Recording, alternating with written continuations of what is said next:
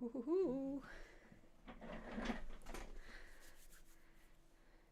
Isn't this so exciting? I've not done this in forever. Hot damn. Can I get this as a pop out, please?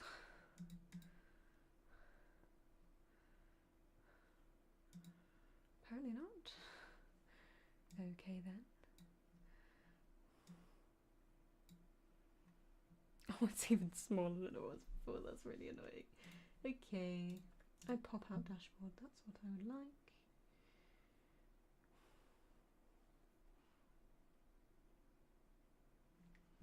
Oh, not connected. Never mind then. Okay. There we go. That's what I want.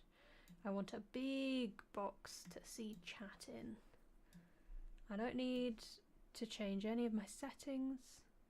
They're all fine. I just need to be able to see chat. And apparently I need to sign in again to contribute to chat while we stream today. How exciting. It's not too messy. You can see a bit of the mess, but that's okay. It's not incredibly messy, so that's a win. Did it do it? Let's find out. Not the account I wanted it to be signed in as. Never mind. We can still view it from here, that's okay. Great. So I can turn that monitor off because it's distracting.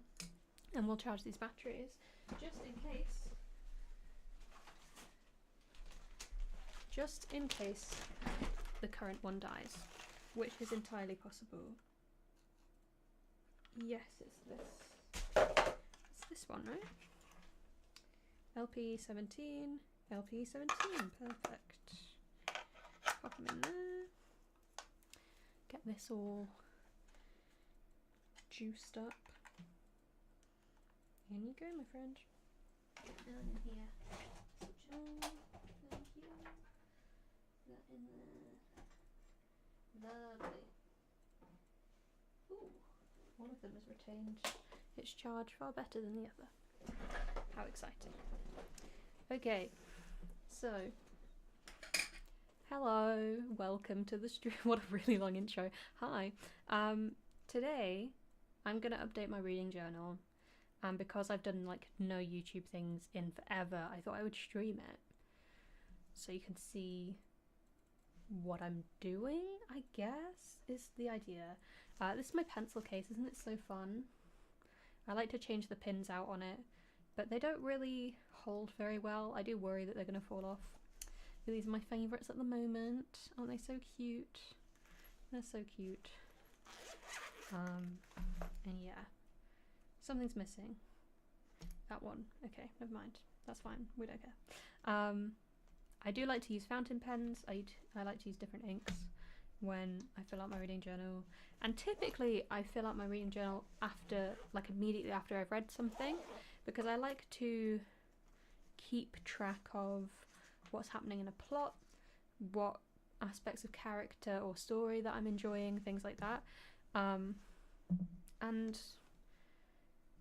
for someone who gets as distracted as I do, that's only really possible to kind of conjure when you've finished if it's already been written down.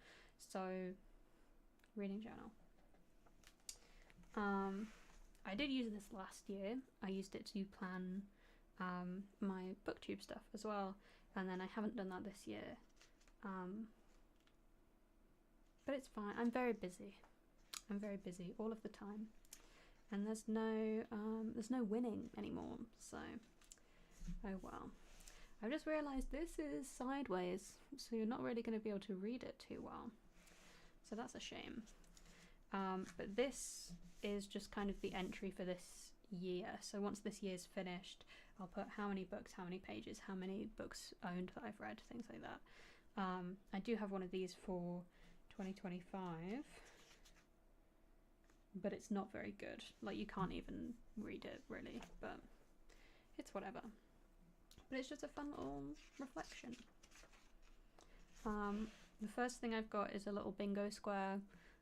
One of my friends, Alex, made a bingo square, and she's already finished it. She made a second bingo board because she's finished it all, which is wild. I've done 5 of the things, but considering some of these are like read 10 owned, read 5 classics, read 3 non-fiction, that's in itself like 18 books. Quick maths. That's like 18 books for 3 squares, you know what I mean? And I think she may have doubled up with some of them. I was tempted to double up, but I'm like 25 books is a decent number, so I don't think I'll do that. And then this is my owned books. My aim is 40. My aim is 40 because the first year I was like back into reading, I read 42 books, 41, roughly 40, and that's insane. And I want to do that again because I didn't read that many last year. Was it 40? I don't even know. I don't even know anymore. I'm just making up stats. Oh, go away. Okay. The random things happening on my phone. If I open this, I will see how many. Reading challenge. You get the lovely glare of my phone screen. Past challenges. So, I read 33 last year, and the year before I read 40. Yeah, wild. So, idealistic, I would like to read 40 books this year. But I've got 10 and 25 as well, because I always dip into the library. Hello, a little shadow. It's been a while since I've streamed, in fairness. Welcome back, how you doing? But yeah, owned books, and then I keep a list so I know which ones that I have read. Because there are a lot of owned books. Fun fact, there's not any more than there was the last time I spoke to you. I've not bought any books. It's the same number. Before I flip to that page, which I probably can't actually show on the internet. So this is where my actual reading journal starts. So Heated Rivalry was the first book I read this year. I know. But so I just made some notes about kind of my thoughts on the book, bits I enjoyed, and compared to the show, because the show was the thing I saw first. And then I've got like a page and a half of quotes, and that's the thing I don't think I can show on the internet, but that's okay. And then we get into the rest of it. So I tried to do a commonplace book approach. There are a few people online who have shared how they use commonplacing, and a lot of the format that they have that are very simplistic format. They'll just have like a short margin and they'll just put a shorthand date in the margin and then write the thing. So that's what I've been trying to do, just to like keep it simple, really. And as you see, I put some little colours in it as well, just for the lols. But I've got things on the wager, Sunrise on the Reaping. I haven't finished the wager yet. I'll get there eventually. But I've got all my thoughts so far right here. And then The Giver, which I read for the first time. Got another page on The Giver. The 10th Man, I've got quotes from The Giver as well. And I think some of the last ones on here are from... again, I can't show that bit. Do I have a pencil board that I can put over that, don't I? Yeah. You guys can look at fun moments instead of... I mean, they're not even racy quotes, but... you know, honestly, same. I do have a commonplace book, but I really don't use it the way other people do. It just, the idea that I have to write everything that I ever find interesting, like when you have ADHD, everything is interesting. So how on earth am I gonna sit and write about it when I'm having the thoughts? You know what I mean? But this is fun. You know, it's a fun time. And just like quotes that I liked, that I thought were interesting. And the last one's on this page, the version of The Giver that I read. So The Giver has won 2, or at least been nominated for 2 Newbery whatever the literary prize is. And there is a speech in the back of the copy that I read. So one of those quotes is from that speech because it was very cool. I might reread that speech again sometime because it was a good time. These are all quotes from the long game that I can't show you. Sorry. It do be like that. It do be like that sometimes. But then I read The 10th Man by Graham Greene. That was a really... I don't know if that came up on stream, but my little webcam just really glitched out in that moment. That's a bit... oh no. It's Rachel Reed trying to shut me down. Yeah, I read The 10th Man by Graham Greene. I have 3 books by Graham Greene, and as of the start of this year, I hadn't read any of them. I've now read 1, and it was alright. It was okay. Admittedly, not his most famous one. I think his most famous one is... oh no. Stambuli Train, I think, is his most famous book, which is weird because I'd never heard of that. But apparently. And then his second most famous one is Brighton Rock. If you've studied English literature to any degree, you might have come across the opening sentence in Brighton Rock because it is taught in schools as like, this is a really good way to open a story, because it sets up so much in like 12 words. But this one was okay. It was about a guy who trades places with someone else. So he's in a prison camp because war, and there's too many people there for them to keep alive, I guess. So they say, okay, well there's 30 something of you, so every, choose amongst yourselves, 3 of you have to die. And they decide to like pull lots, and our protagonist pulls his name, and he's now, a sentenced man. He's now due to die, but he trades places with someone else. Someone else takes his place and dies for him. But he is then, like, word gets out about that. They don't know what he looks like because this is like wartime. Photos are not entirely common, and the internet isn't a thing. However, people have heard that this innocent man has died for this one to live because he was too cowardly to just accept fate. So everyone hates him. So he can't even be himself when he's left. When the war is over and he's out of prison, he can't even be himself because everyone would fight him if they knew it was him, which is just, what an insane story. But I thought it was interesting. I probably wouldn't reread it, but it's an interesting book. And it made me then Google Graham Greene and look at all the things he did in his life, and that's insane. What an insane life that man led. Good lord.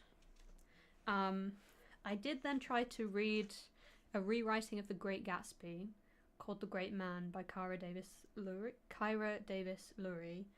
I haven't read Gatsby, so maybe I'll do that first because I didn't get very far with this. But I was really into it. It's very interesting. It's a Great Gatsby rewrite, and is it Nick, the protagonist in The Great Gatsby? I don't know, I've only seen the DiCaprio movie. But whoever Tobey Maguire plays, that character in this rewrite is now a African American man who has just returned from war. So we're in the 40s, I think. Unless it's the First World War and this is the 20s. Uh-oh. I don't know which war it is. One of the world wars. He returns and he's alive, hooray! And he decides to go and live closer to his sister because he's seen some horrible things and he loves his family and he wants to be with them. So he does, and he moves out to live with his sister who lives in LA, and it's just a really interesting look, not only of like it's got that kind of racial element and the kind of oh my god, pre-civil rights stuff, but it's also interwoven with like Marxist elements, because there's like his sister lives near enough to a really affluent black neighborhood, and it's just so interesting to see that, because with The Great Gatsby and where it's set and when it's set, there's still also like the help, like there's still like segregated workforces, and it's like, this is so strange. It's very interesting, and I will get back to it maybe once I've read the actual Great Gatsby, so I have something to compare it to, because right now I have no idea. But yeah, and then I was reading Mistborn. That was a fun time. I'm still reading Mistborn. I'm like halfway through. I read Game Changer. I read Frankenstein. I started rereading Station 11. These are all my notes for Station 11. I'm planning on maybe doing a video essay on it later this year, or maybe next year, because it's my favourite book. It is officially now my favourite book. Goodbye, Bradbury. I love you so damn much. Emily St. John Mandel, you are now my new number one.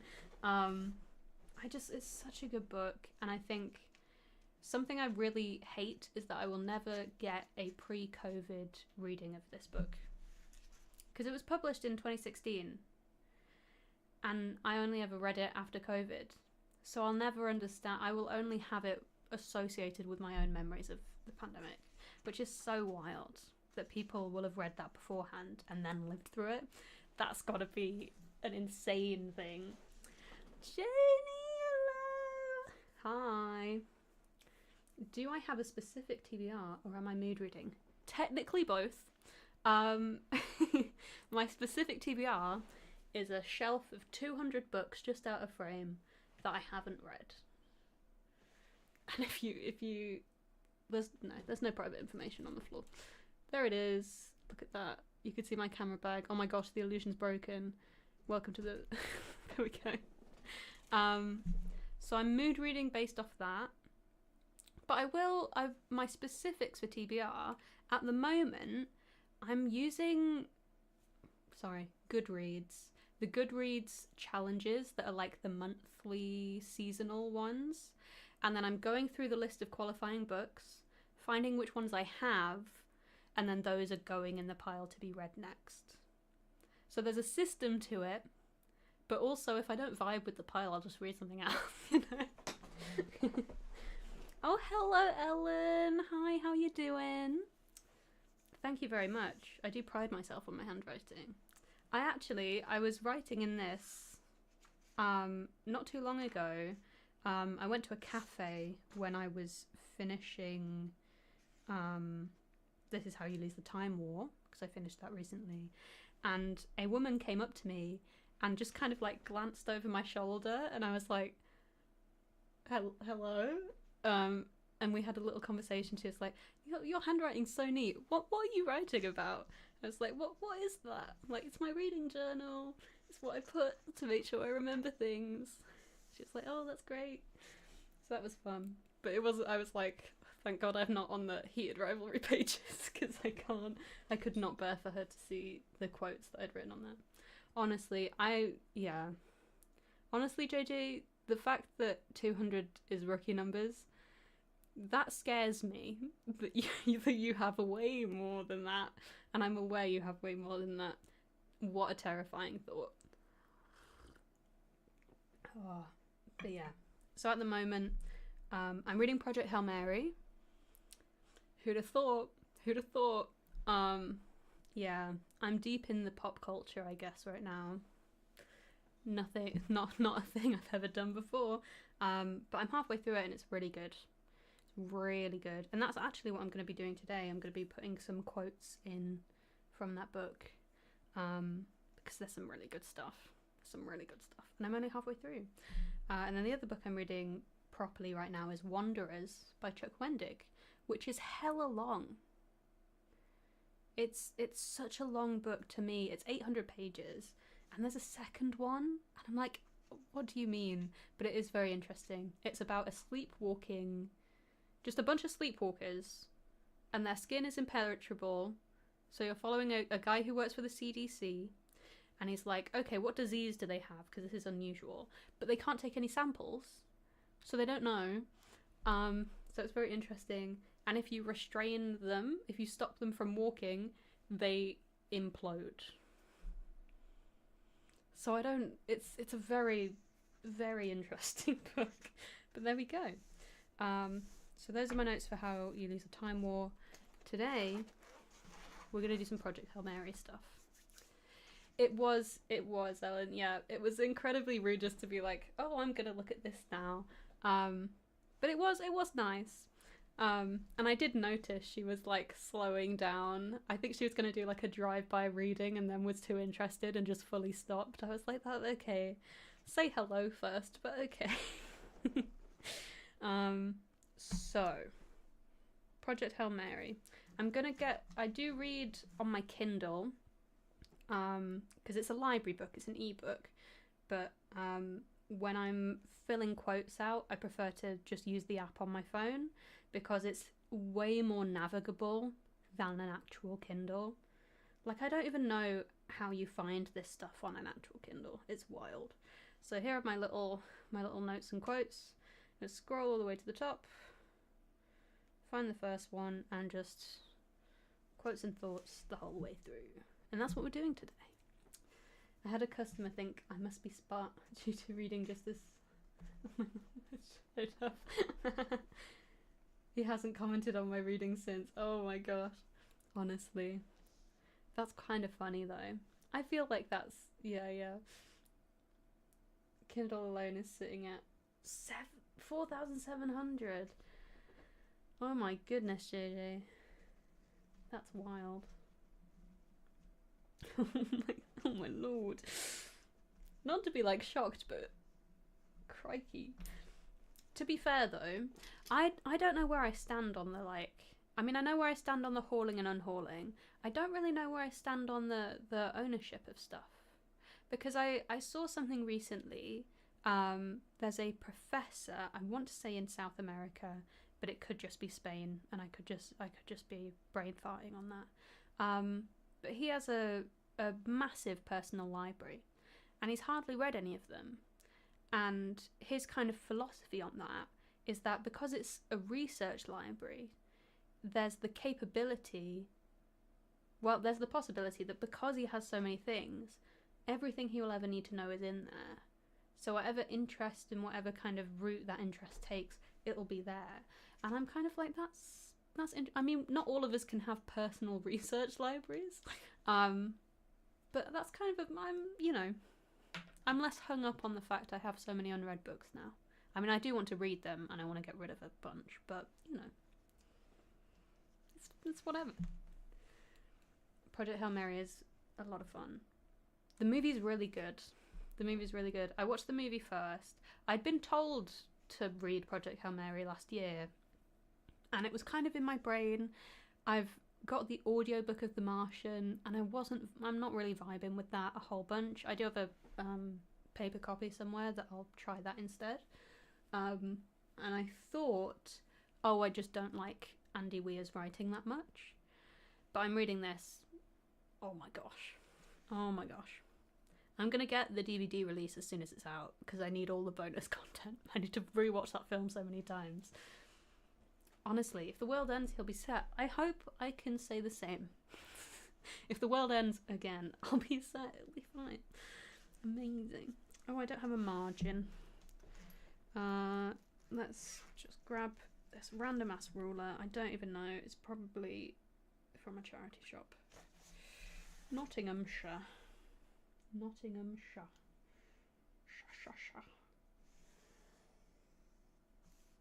my neat little margin. Great. Fun fact, I've been trying to write upright recently, not really working. So this is comfortable for me. This is sideways and this is comfortable. I've been trying to write like this. It's so cramped. It just hurts. I don't like it. Anyway, benefits you guys, I guess. So, right, 25 for project. But yes, the film is very good. I mean, like any film, I mean, it's a long run time. It's 3 hours. But like any film, it does condense from the source material. So there are bits that are left out that I think would have been great to see, but I think they did a pretty good job. And is it Drew Goddard who was the screenwriter for it? I'm a big fan of Drew Goddard. He's written episodes of Daredevil, which I love. And he also wrote Bad Times at the El Royale, which is a great film. Great soundtrack. If you're a Cynthia or Revo fan, give it a go. Bit gory, but it's a good show. Good show, good film. Skip Artemis, it's fine but not as fun. I have heard that it's not as good. So we'll see. But I don't even know if I'm going to get on with The Martian, to be honest. I might just have to, call it quits with Hail Mary and hope for the best. But it is good. And I'm already in the fanfic rabbit hole. There's no escape. There's really no escape. Okay. So when I'm doing quotes, I just put a little P dot and then the page number, just for like future reference. I don't typically quote things when I do like Substack posts, but it's useful just to have the information somewhere, so there we go.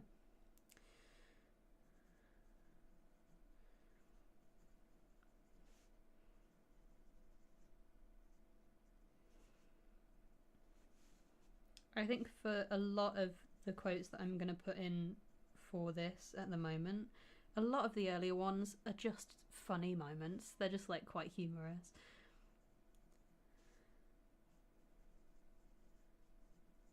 And I'm only halfway through this book. I could go on. I could go on for a while. There's just so many things to be said.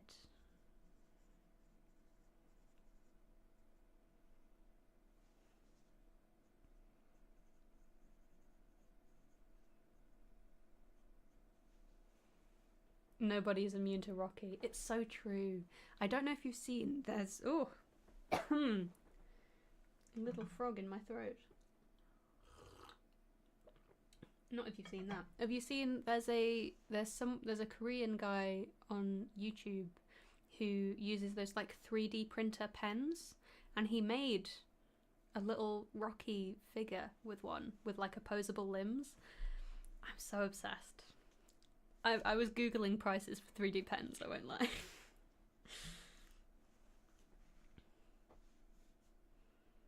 And then because this is on the same page, I just do a double hash, so I don't have to have a repeated number.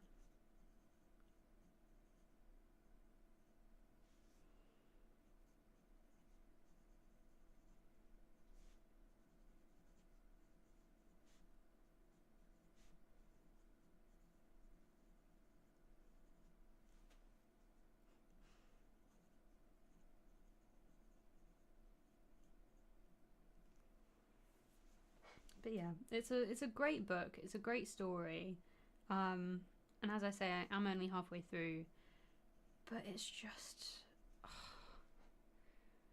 it's so great. Like it really is the power of friendship. If you want a book about the power of friendship, it's the one. Honestly, I'm like anticipating someone making like a plushie, because I would die. I'd be too excited. I'd just like vibrate and then drop dead. It'd be so cool.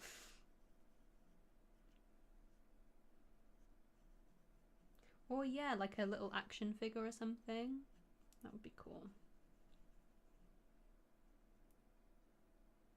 I do love as well how because it's like practical effects, it's a puppet. They have included it in so much of the promo stuff. I just it's so good.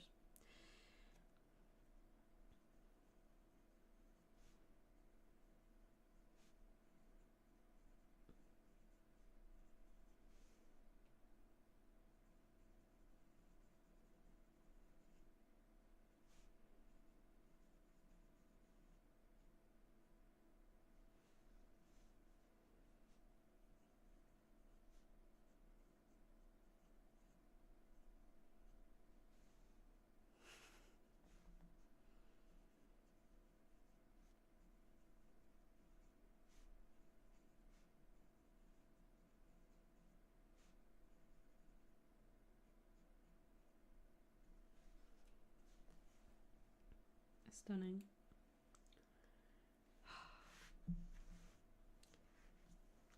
Okay, we can now move on. Page 16. Oh.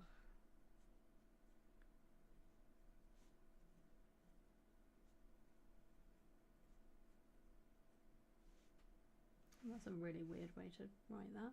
Okay.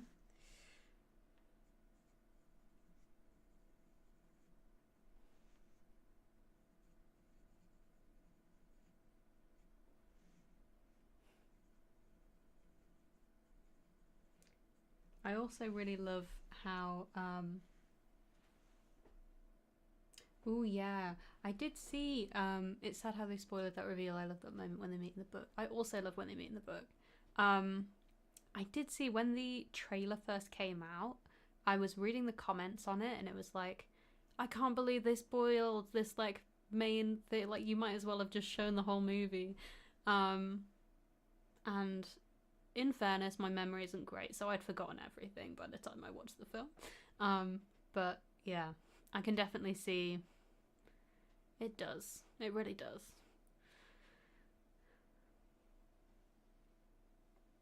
Especially like, I don't know. I think it's interesting because of the like split narrative, because you get all the kind of remembered parts interspersed with what is currently happening. So I suppose like they do meet fairly early in the story, and because it's broken up, you can't really push it as a linear thing because it keeps jumping back and forth. One of his internal monologues is missing.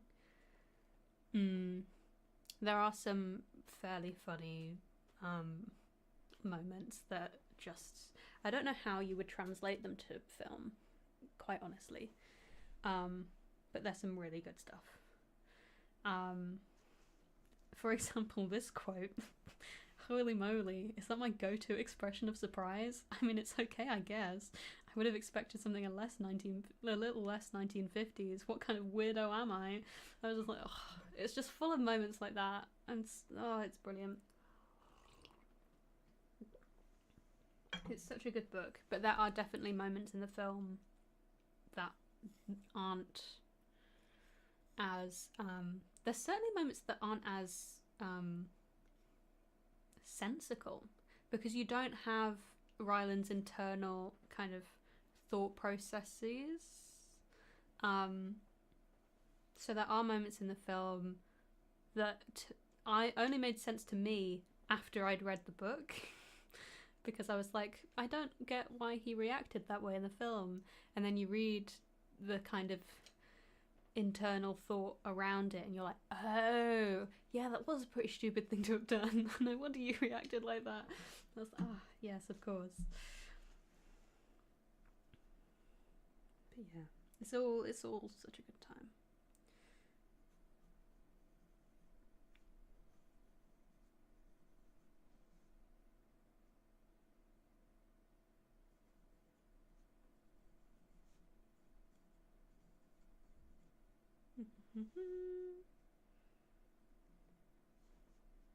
Oh, how am I going to italics it? Ooh, let's give it a go.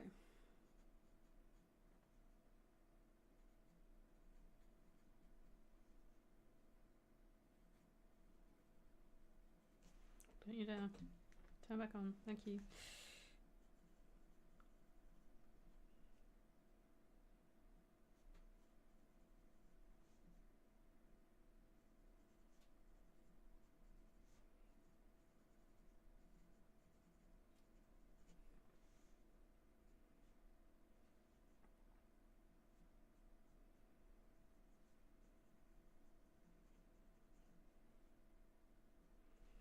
Stunning.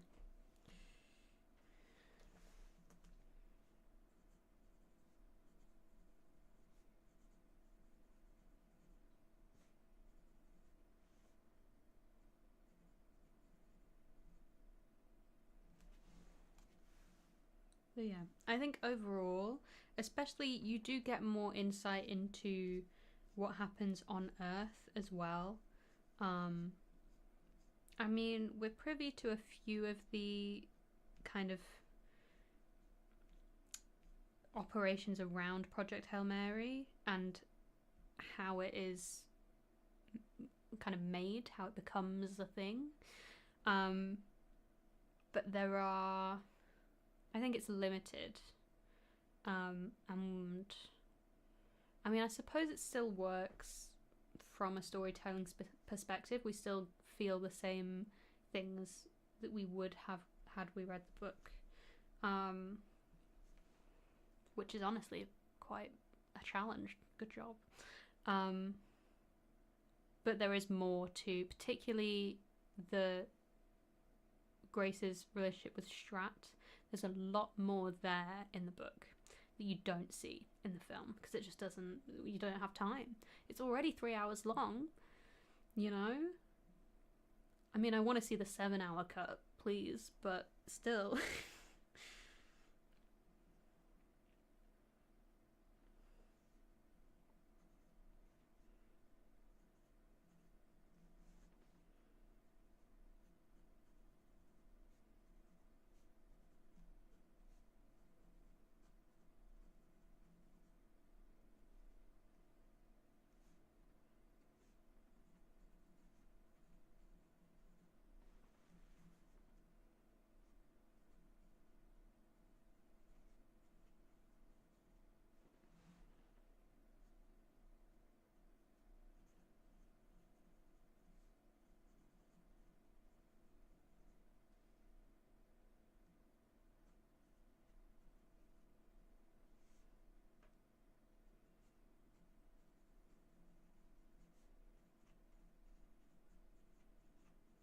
I feel like you get that in a lot of, just in a lot of sci-fi generally, that is then adapted to film. You lose a lot of stuff because they invest more in the actual, like, sci-fi space of it all. Because no one wants to watch a space film about Earth politics. You know what I mean? I do think it would have added more. But take Ender's Game, for example. So much happens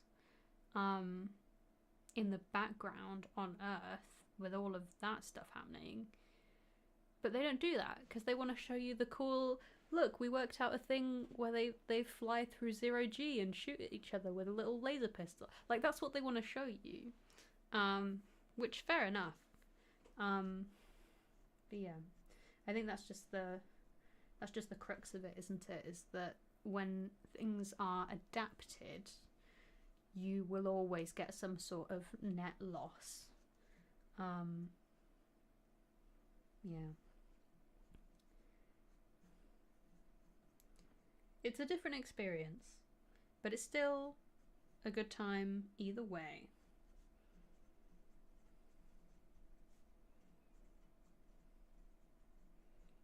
This pen is not liking me too much. It's like scratching a little bit. But that's okay. We'll keep on keeping on. My numbers are way too big. Okay. 43.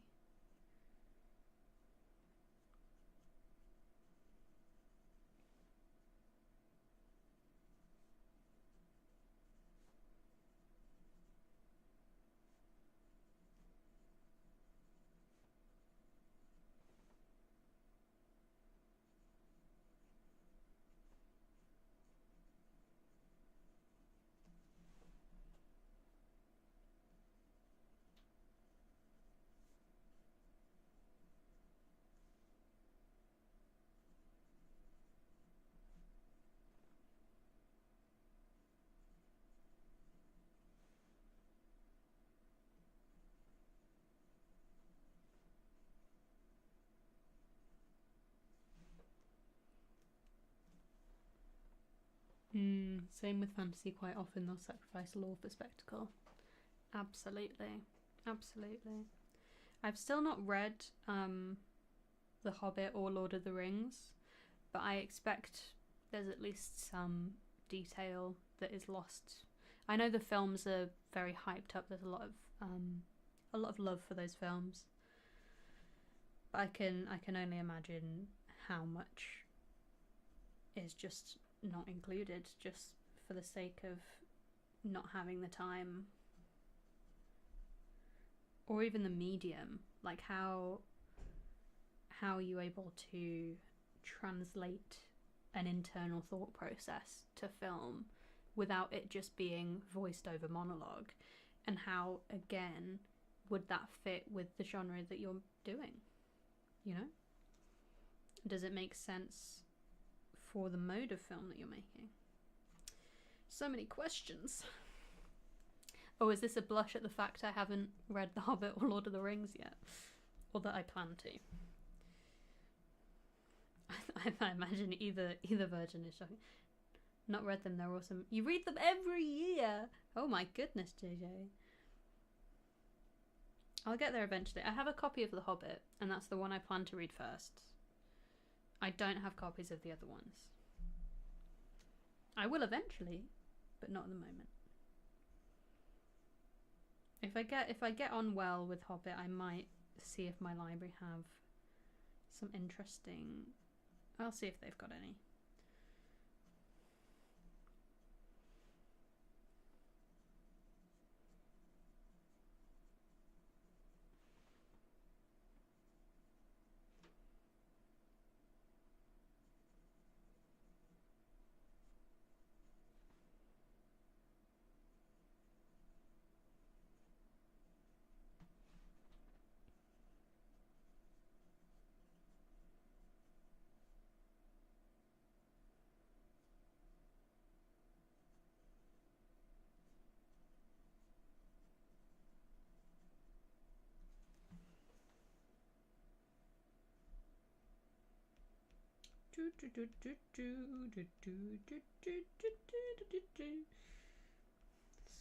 Scrolling. And there's so much in them. You know what I mean? I think it really helps, and I think this is also true with the little I've read of The Martian. It really helps that the protagonists are funny. You know? That they're in such serious situations and can still be like, oh god, not this again, you know what I mean? Oh, Andy Serkis does a phenomenal job in the audiobooks for all the tales. Ooh, I might have to see then, because I have a digital library card that's quite expansive, so I'll have to see if they have those ones.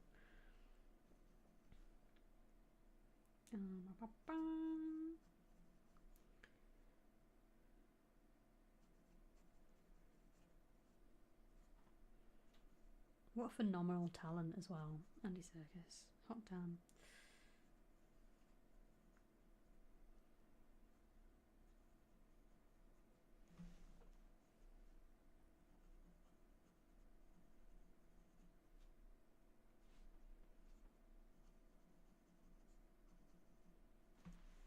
Uh-oh.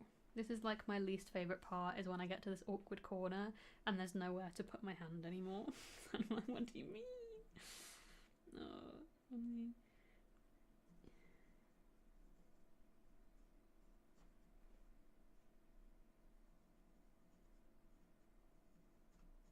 Oh my god.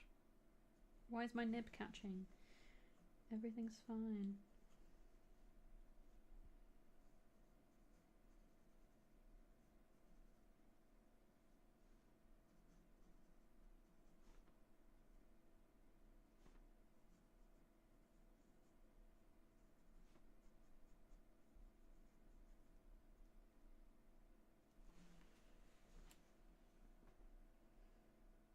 And I mean, I'm not a particularly big science person, but I do appreciate the way that science is presented at least in Project Hail Mary. I think in The Martian it's a bit more technical and it just loses me a bit there. But with this, I'm all in. I'm understanding what's happening. Another note, but you know what, JJ? You make a great point.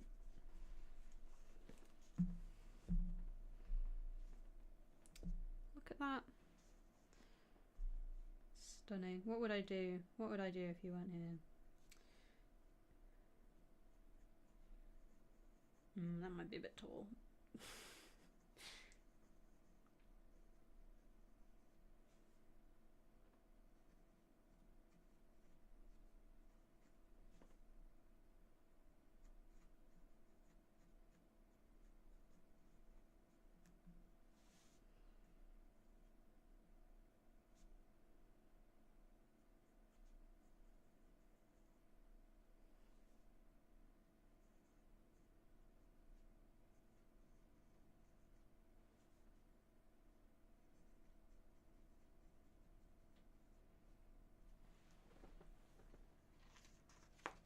Look at that.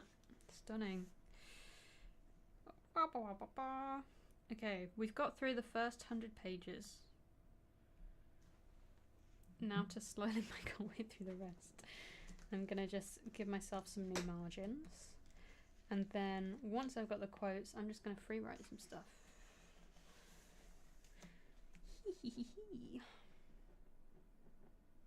I mean, I'm trying to keep spoilers minimal for the book, but there is a very significant thing that I've just got to,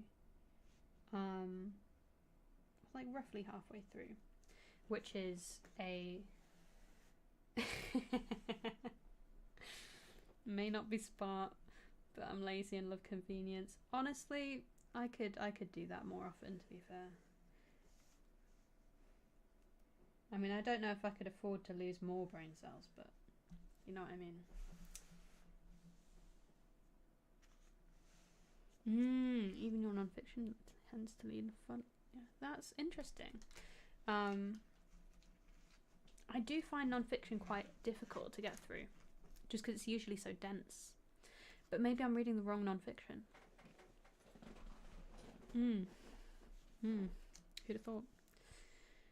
We'll put another date on there. And just a short.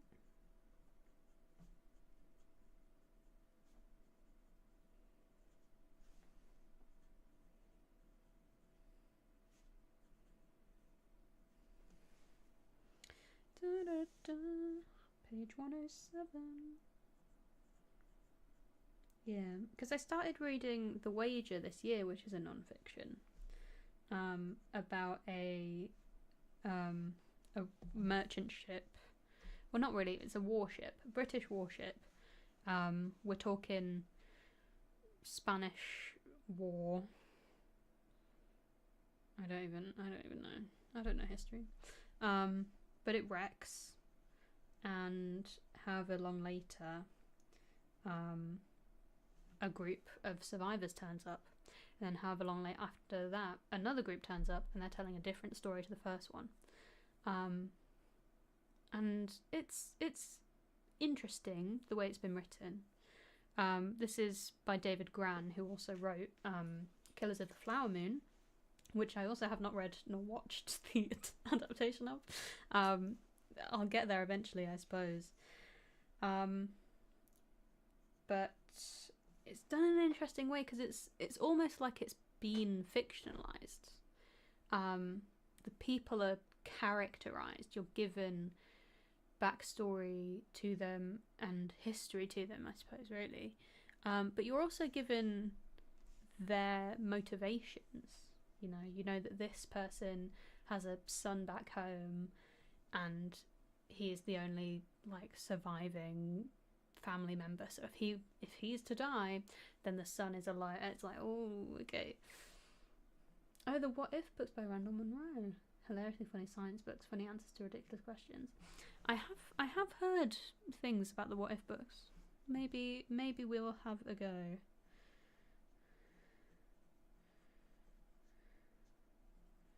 At some point.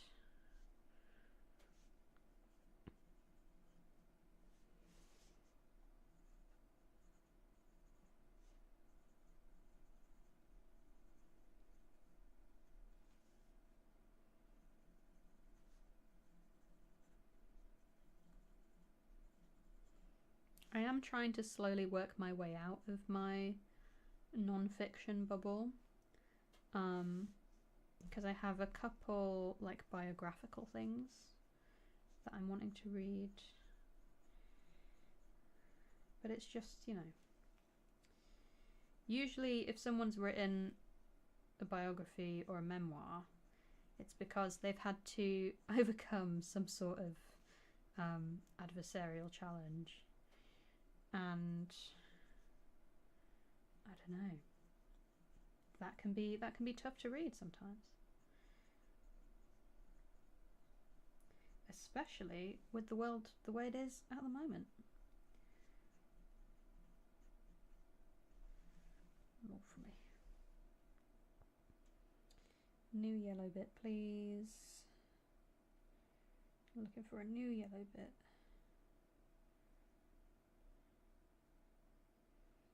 Or a blue bit. No, there's one. Hello.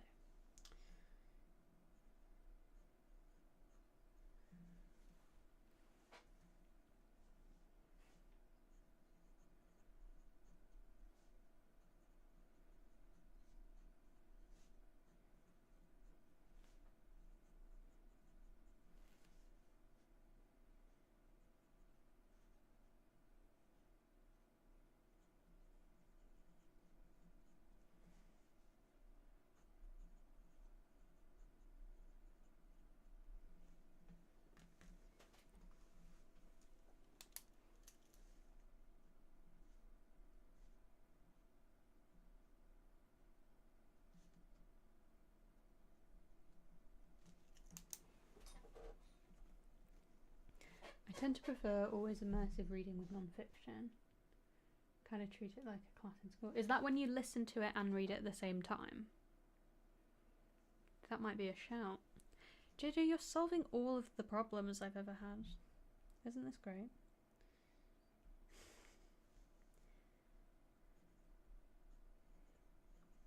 In fairness, I do have... So I have the audiobook of the first Discworld novel. And I've tried listening to it, and I've probably listened to the first hour a stupid number of times. But I now have the paper version,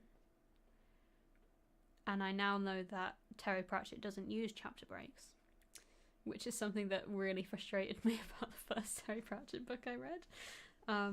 So I guess we'll see if doing them both at the same time will help me through. But it might not. It might just not be the one.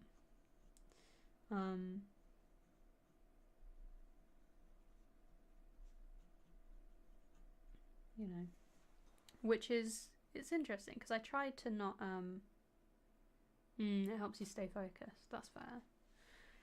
I don't tend to quit books. Like, even if I'm not enjoying them, I'll push through and finish them, because it feels like wasted effort otherwise, which is stupid, because surely pushing through something you don't enjoy is actively wasting effort rather than reflecting on effort wasted, you know what I mean? But anyway.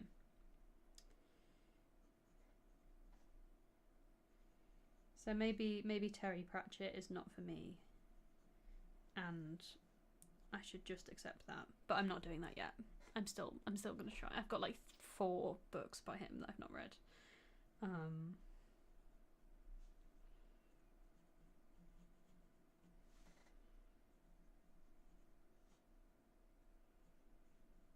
So I gotta get through those first.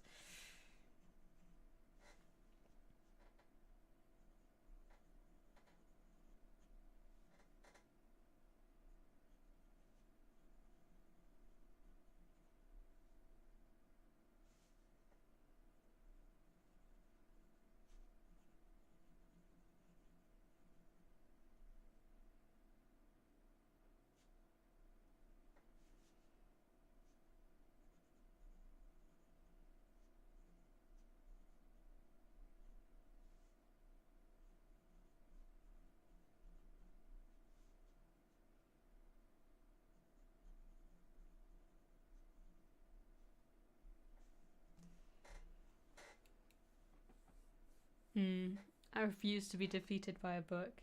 That is unfortunately the same mentality I have. There's a book on my shelf that I've put on the back row because it angers me every time I see it. I've read 10 pages. I could probably go in depth for an hour, maybe 2, on all the things I hate about those first 10 pages. But I still have it because something in my head tells me I'll finish it. I won't. I hate it too much. I will have an aneurysm and like die enraged if I finish that book. You love the Discworld series. You tend to read them all in one day, as you have the audiobook at 3 times speed. That makes sense. I do like to listen at like 1.5, 1.7 speed, because it's not so fast that I miss words, but it's not like too slow either, where I think I could read it at this pace. But yeah. But it's a good time.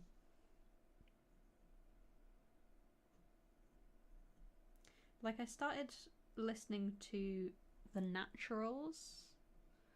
Please be Fourth Wing to annoy no more. I mean, I do have Fourth Wing. I haven't started it. It is on my shelf. I've heard things about Fourth Wing. So I guess we'll see. I'm hesitant. I'm nervous. Oh, I really messed up the spacing there. Anyway.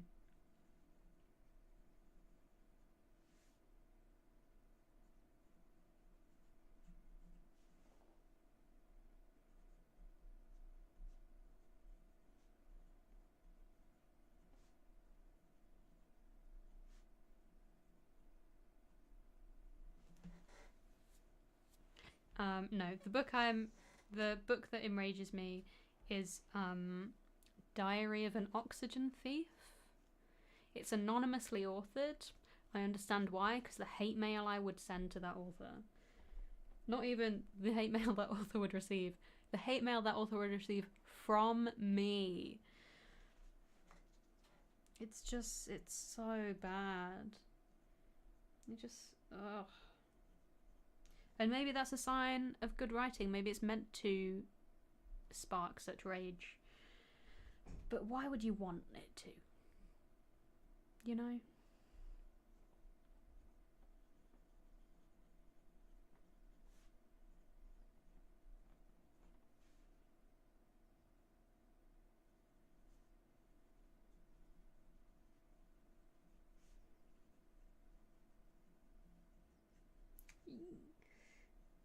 I ran out of space. I blame being Scottish for needing them sped up. I watch YouTube at 2 times speed. I refuse to pay for premium just to get 3 times speed. Honestly. I sometimes worry I talk too quickly. I probably do. But if I don't talk fast enough, the thought just evades me and I can't finish the sentence because I don't know what I was saying.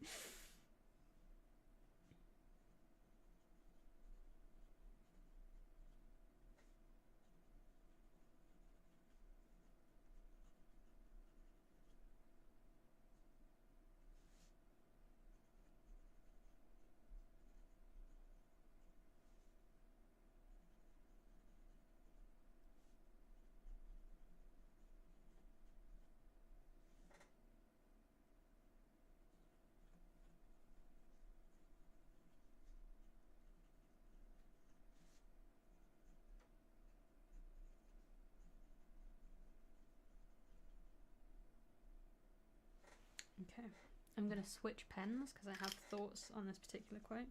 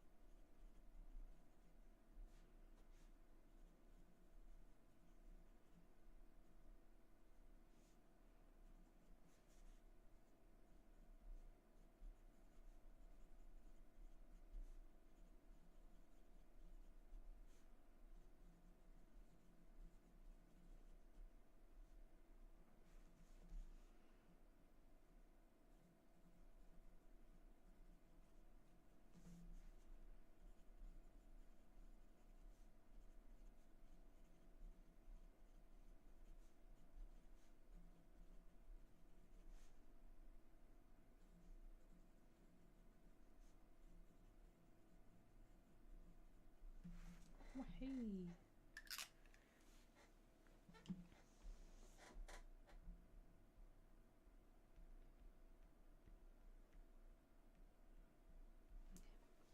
Let's have a coffee sip. Oh, it's getting cold. That is lower than room temperature. Oh, 21 degrees in here. Good lord. And it's only 17 outside, so I don't know how that works.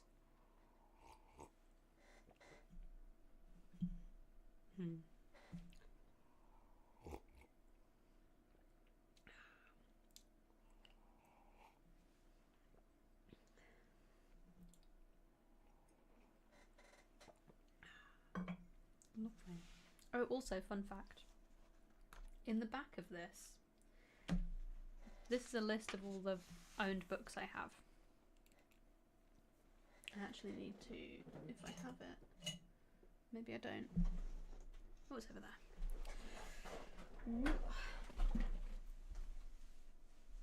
So I made this list the other year. So most of them are in order of published date. But some of them, like these, because these were the ones I got last year, are not. I have finished this. Technically they're greyed out once they're done, but some of them are greyed out because I started them, I just haven't finished them yet. So yeah, Private Rights, Cannery Row, We, Secret History, and The Wager is on here, but I don't know where. There it is, right there. And then there's ones with a little sun next to them, a little sun symbol. And that is because they work for the Big Book Summer Reading Challenge, because I made a list of all the ones that I have that would work for that. And I'm planning on doing that challenge again this year. I'm trying to do it just constantly have a book that's longer than 400 pages. Which, yeah, is working. It's just nice to have something ongoing for so long. I'm starting to appreciate longer books now. It is a bit annoying because they take so long to get through. They take so much effort as well. But, you know, it's still a fun time. I still enjoy it. Mostly. But yeah. So there you go. My massive reading list. Let's not compare sizes, JJ. I know I said massive. It's not quite shy of 5,000, but you know, near enough. It's near enough. Okay. We continue. Page 145. We're almost there. Are we? Yes, because I'm on 200 and something. Anyway.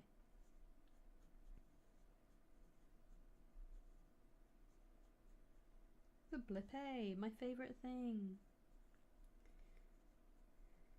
I found a really cute Tumblr post where it's like a gif of both ships side by side and the Hail Mary is spinning, and then it stops and there's a little like exclamation point by the blip A, and then there's another one where they're both spinning in tandem, and it's so cute. I love it. Okay, bring back that notebook. I need a resting space for my hand. It rotates.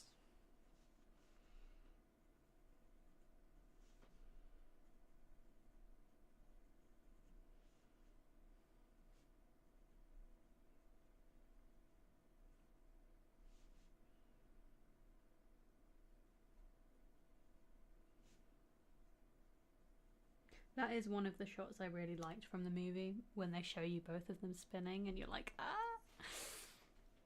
You have a Google Doc file with your physical books. Green is red and red is unread. So much red, oh no. I do have a like a Google spreadsheet with all my owned books in them. I need to update that actually, because I have read a few. And the idea was that I could put the month and the year, and then I can get like charts and stuff of when I've read whatever. But that's effort, so I'm just not gonna do that. I'm just gonna mark off when I've read them. Yeah. You can do whatever you want forever, and I don't want to have to do all the chart stuff, so I'll just keep track of it, and that'll be fine.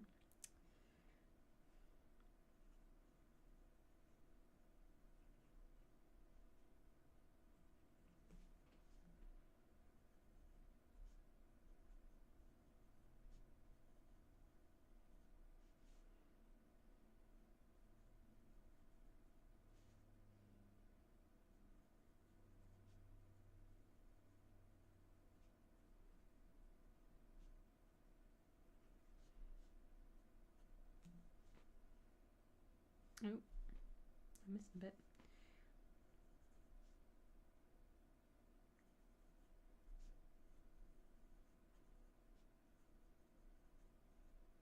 There is a lot of humor just in kind of the interactions in the book as well, and I think that's one of my favorite parts. Not only Grace's interactions with Rocky, but also his interactions with other people back on Earth, because it's really about connection, you know. And he's such a personable character, and he doesn't even realize it. I love that. Brilliant. He's like befriending all these people and he doesn't even know. All these people are so infatuated by how easy he is to get along with, and to whatever degree admire him and understand the like command that he imposes. I think my battery just died. But yeah, it's so good. Are you okay, my dear?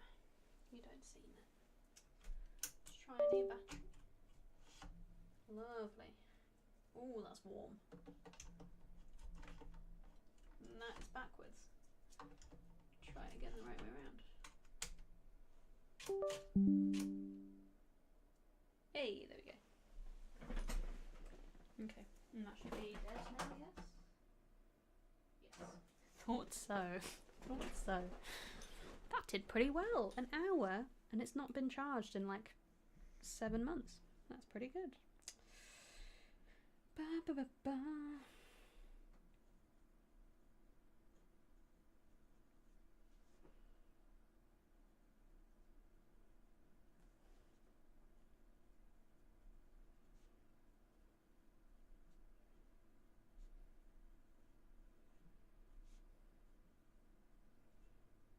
Lovely stuff.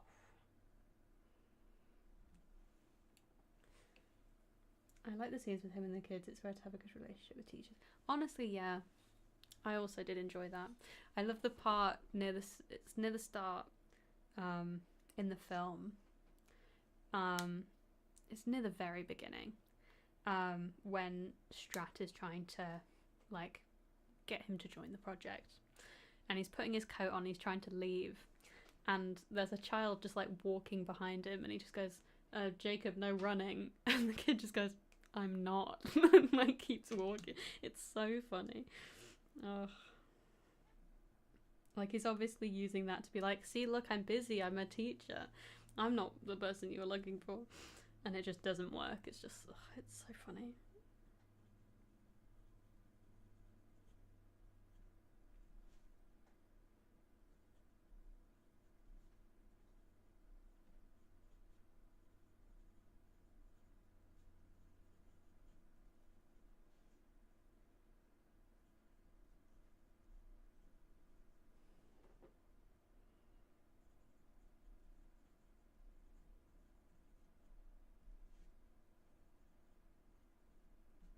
But that's also something interesting that differs from the film and the book, is when the kids are asking about astrophage and about the dots eating the sun, Grace's attitude in the film is very different to his attitude in the book, which is quite interesting. I guess again it's like it's trying to foster that curiosity in the film, which, you know, makes sense. Whereas in the book it's like, well, your parents are wrong. This is what's happening. I mean, not to freak you out or anything, like all my kids are crying now, whoops. But yeah, I think it's an interesting alteration.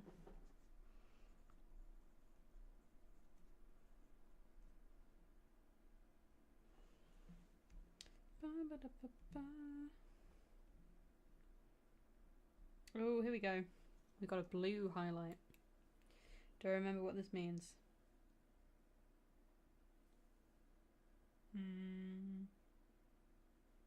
Oh, this was just a funny bit that I liked. Okay. Very good. Very good. Show me that out of the way. 152. Did I put the numbers in the margins before? Because this doesn't look right. No. Oh, I kept it even though. I kept the spacing even. I'm doing indentation here, which is not what I did before.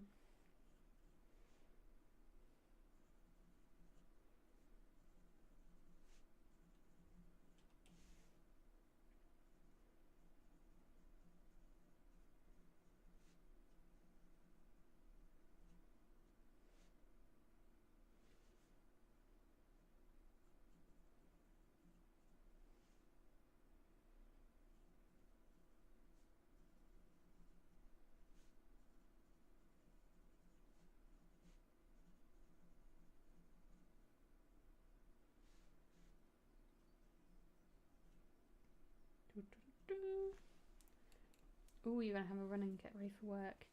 Bye bye, JJ. Thank you for stopping by. I hope to see you soon. Have a good run and a good day at work.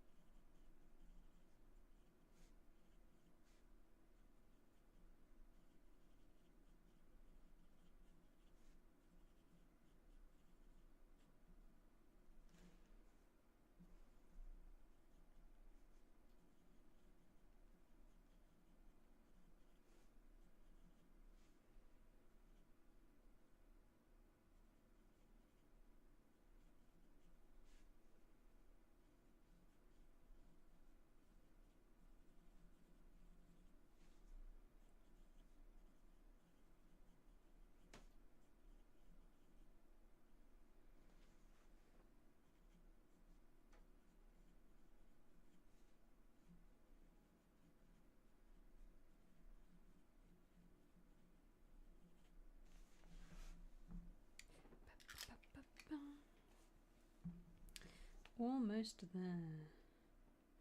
I know there's a bit soon where I just put like a note. I can't remember where that is, so hopefully I can see it, because I don't know.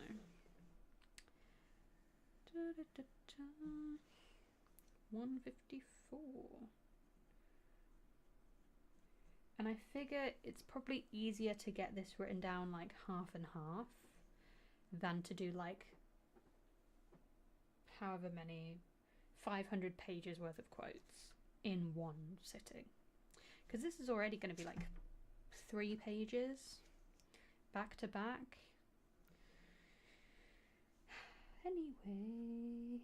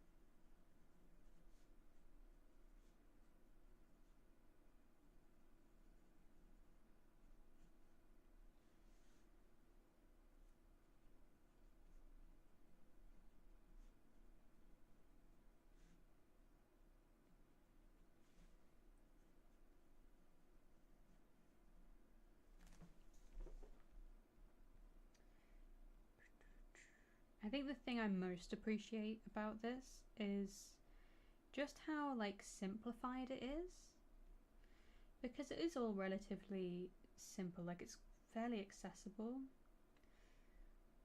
and I love that. It means so many people can get all up in it, and that's what we want. 179.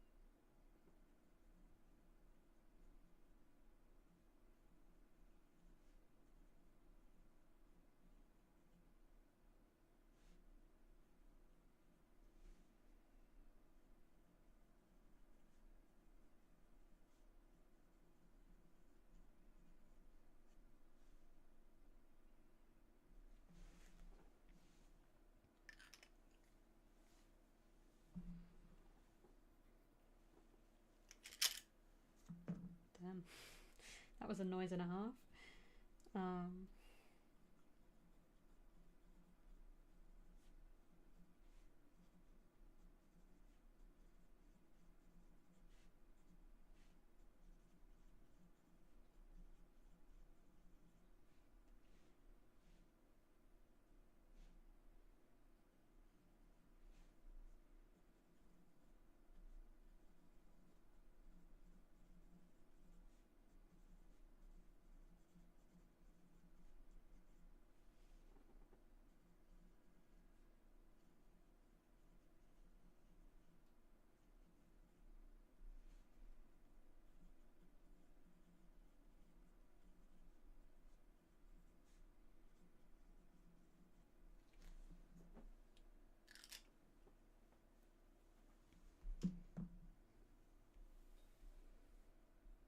Oh, there it is. I knew there was just going to be a random note somewhere.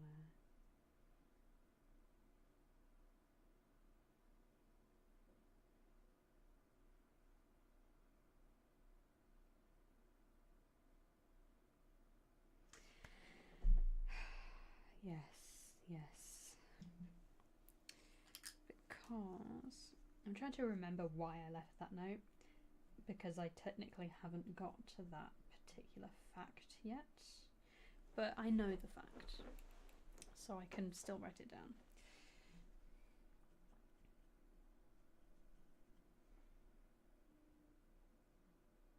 Either, yes.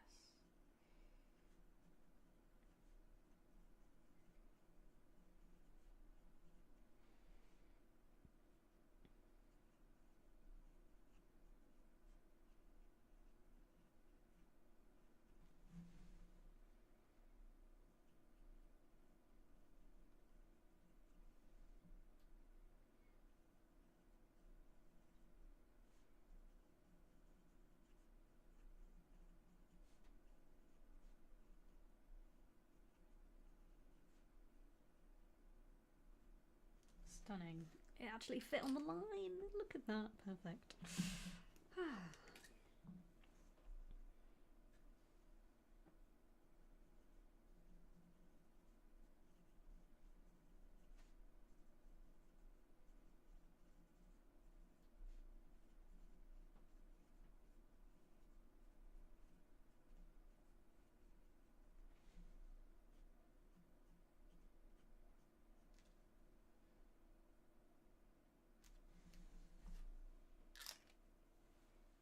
Stunning. A little bit more, please. Oh, we're starting to catch up with where I'm at now. Okay. Do I have room for all that quote? I sincerely hope so. 194.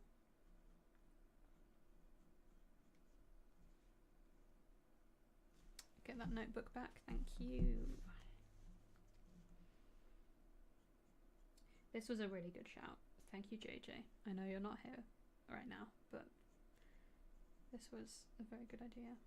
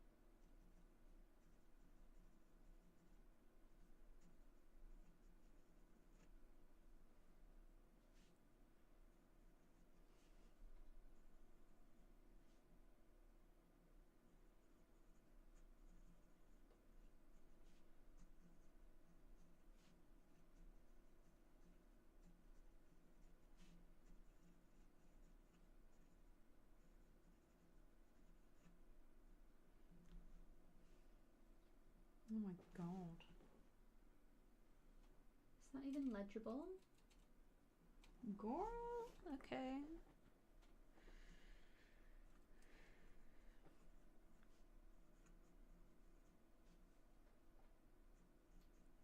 Oh. We're gonna play handwriting chicken and see if I can do this all in the one line.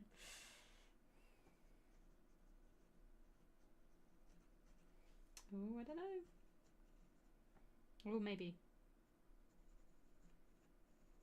Oh, look at that. Whew. That was scary. Okay. Just this last 40 or so pages. This is dragging, eh? We'll get there. We'll get there. But it is a very fun book.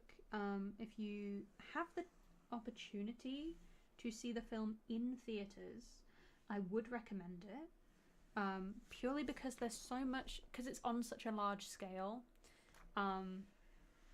Like it's just nice to feel surrounded by it. Those would be my incredibly coherent thoughts on the film. Yeah. And also, fun fact, the beach scene at the end, I've been to that beach. I've been there. I know where that is. It's very exciting. Okay.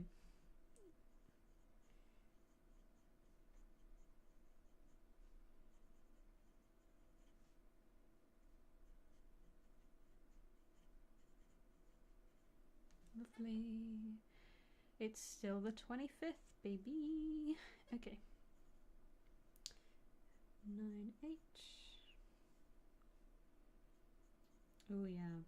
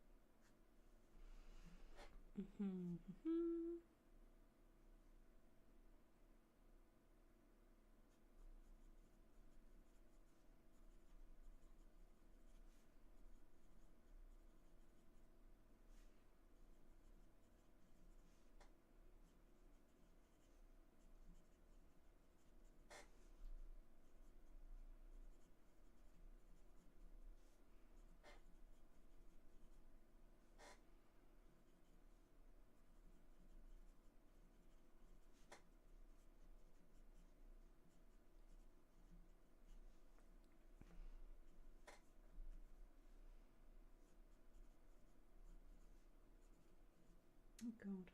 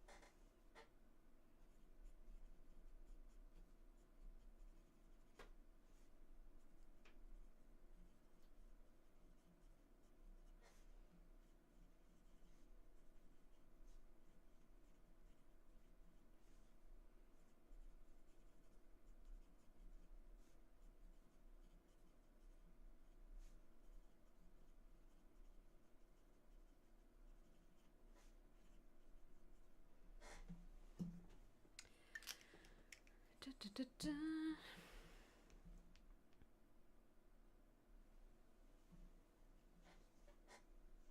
Okay. We've reached 200.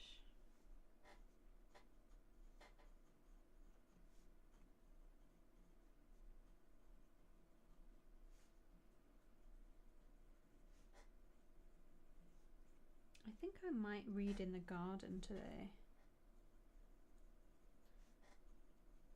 I don't know why I'm talking so posh like. Might go in garden, innit? I might go read in the garden today. Because I mean it's false summer. So it's like 20 degrees in the day and then like 4 at night. But you know, it's still nice, so I might go out. And I also have ice lollies, and you betcha I am getting on that ice lolly train as soon as I can.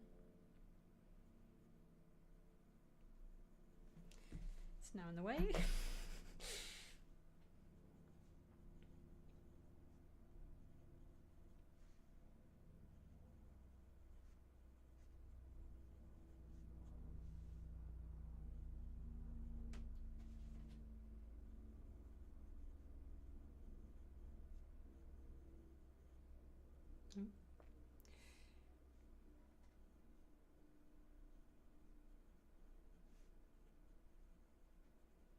I think the question is, what am I going to read? Because there's Project Hail Mary, there's Wanderers, and then I don't even remember what else.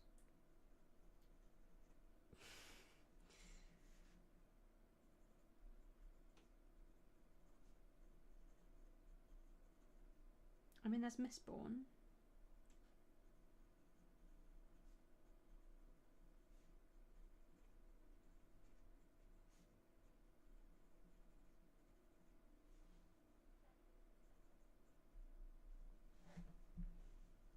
I don't know. We'll see. Oh, Station 11 probably. I don't know. I mean, it is a reread, but I'm enjoying like dissecting it. Like it's a very active task to be reading it again.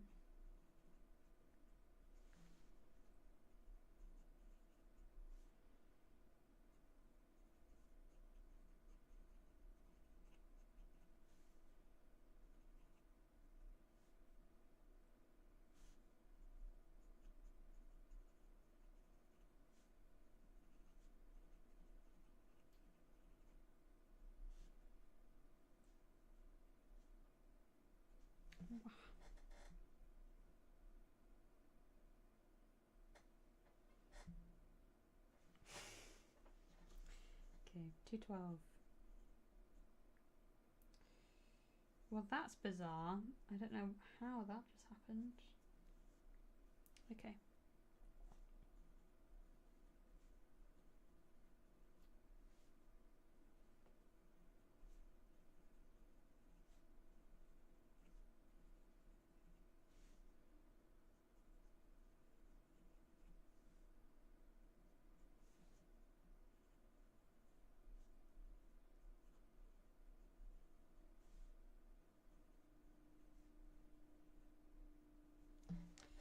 Hashtag sobbing.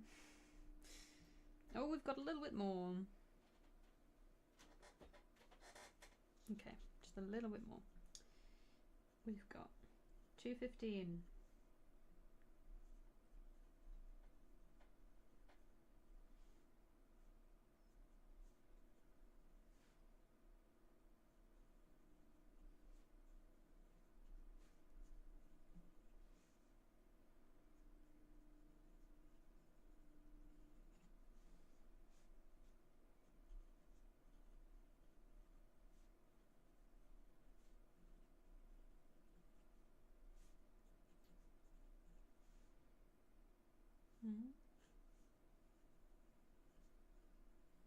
It does physically pain me when I make a mistake and I just cross the word out.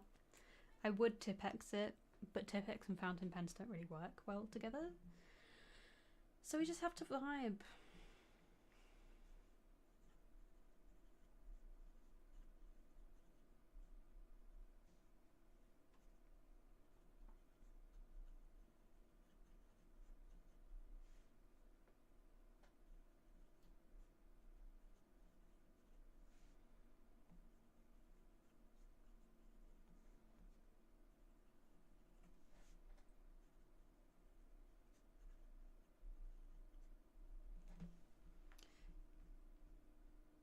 That might be it. Nope, there's a couple more. Just keeps going. It's a very quotable book. There's just so many bits that I feel attached to, that I feel just craft the story into something more.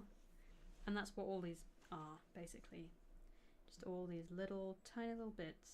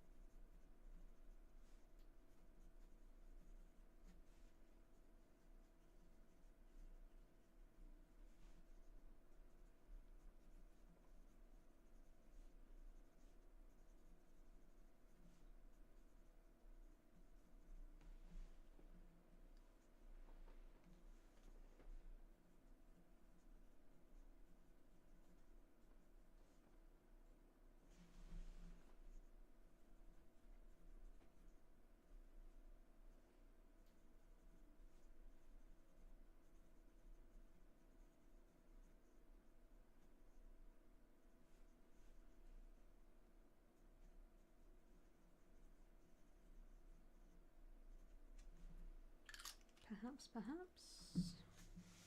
Oh my gosh, can you believe the fifth page? The fifth page of quotes.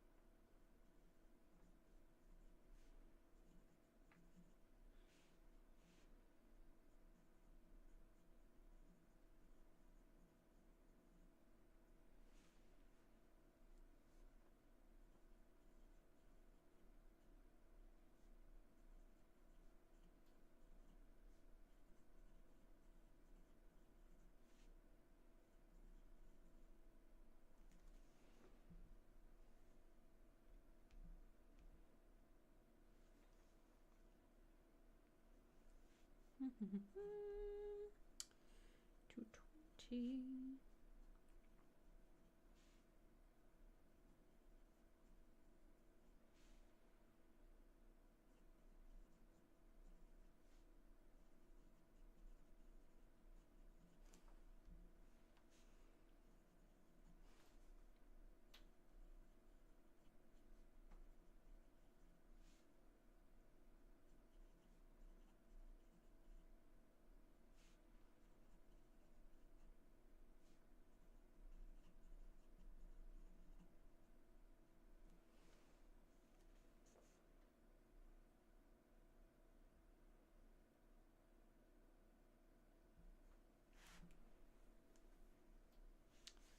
$224.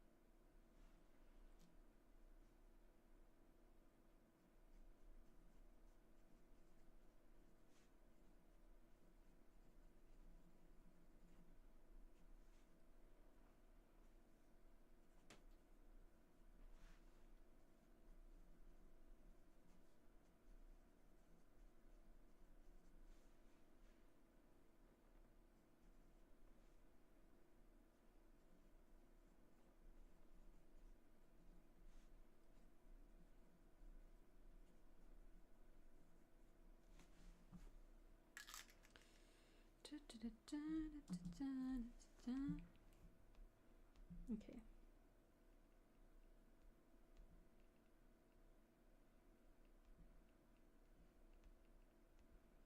I think that's as far as we'll go. Because I don't think I'm this far ahead.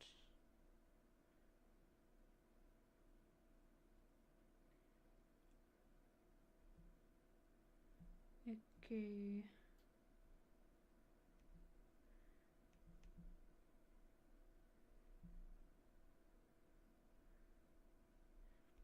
Yeah, that's as far as I got. Nice. Very nice. Okay.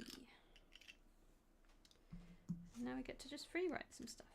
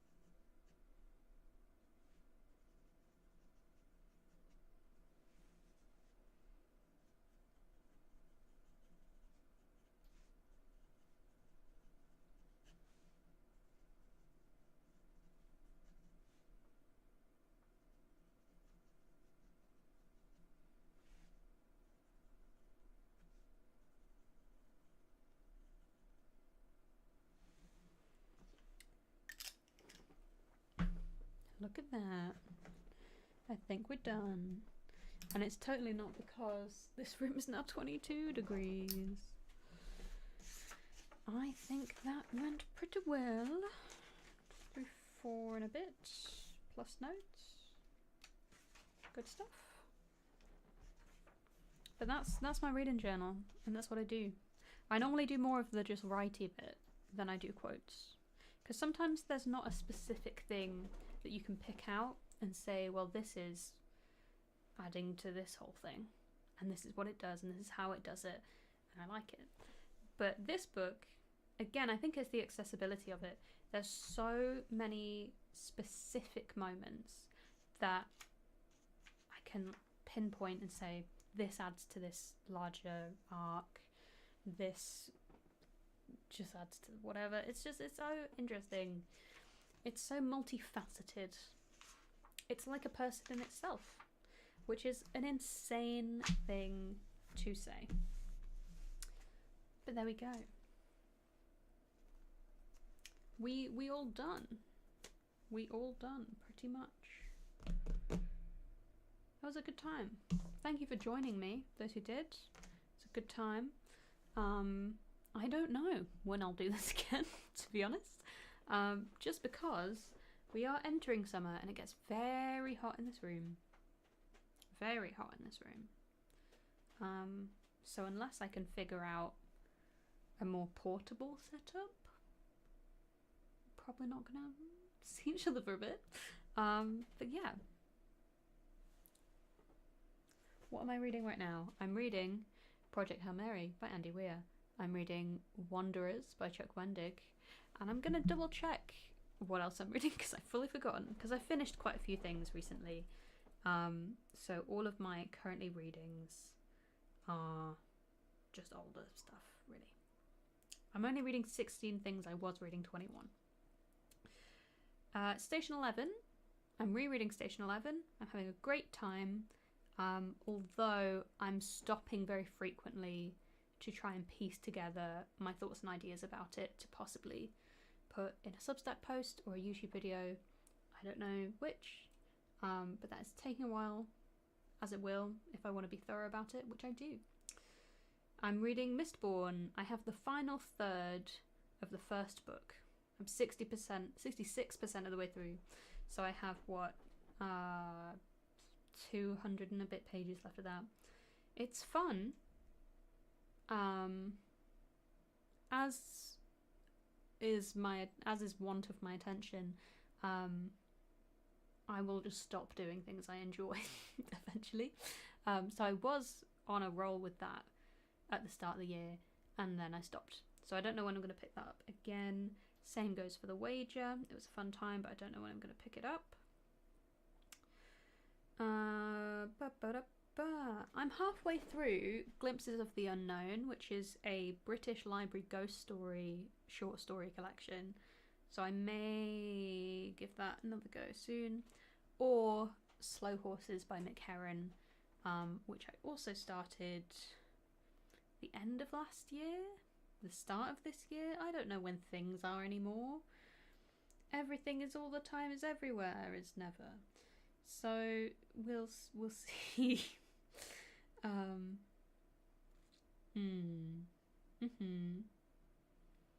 I mean, a lot on the save for later list are not coming back. I can tell you that.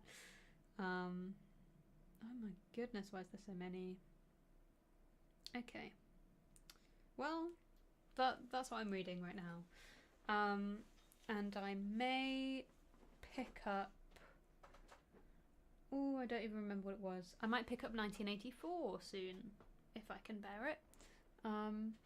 Because I've wanted to read that for a while, and I actually have 2 copies now, which is a little insane for something I've not read. Oh, and Slaughterhouse-5 by Vonnegut. Slaughterhouse-5 is a book I've owned for the longest.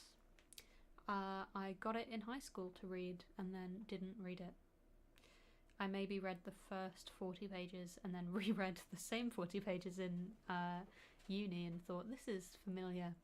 And it is, because I'd already read them. But I haven't got much further than that, so I suppose I'll just skip the first 40 pages this time and keep going with it. But yeah, so that's what's happening. Thank you very much for joining me for my little journaly time. It's been fun. I hope you're doing well, and I'll see you